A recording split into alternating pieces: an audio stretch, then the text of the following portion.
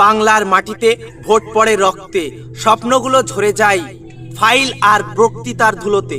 এক হাতে ভাতের থালা, অন্য হাতে পরিচয়। ধর্মের নামই আজ নাকি সব প্রশ্নের পরিচয়। শাসক বলে সবাই সমান, হিসাবটা কই?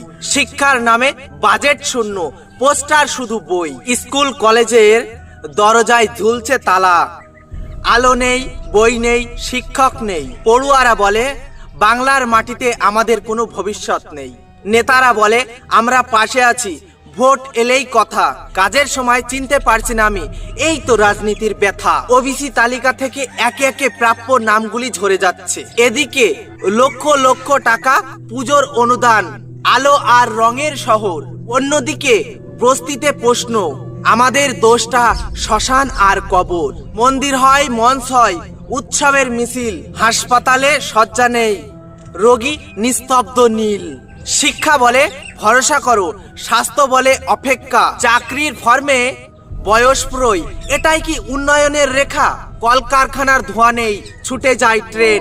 ছাত্ররা বলে পড়াশোনা করে কি হবে, শেষে তো বেকারই রই। আর এক পাশে স্লোগানের জোর, আকাশ ফাটে রাগে। তারা বলে মানুষ নয়, পরিচয় আগে।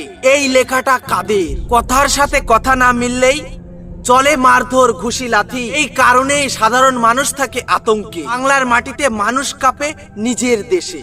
এটাই কি বাংলার মাটি? এই গান কারো বিরুদ্ধে নয়, এই গান প্রশ্নের, এই গান আমাদের শিক্ষার, এই গান স্বাস্থ্যের, এই গান আমাদের ভবিষ্যতের। এই গান হিন্দু মুসলিমের নয়, এই গান পেট আর ক্ষুধার, এই গান শিক্ষার আর স্বাস্থ্যের।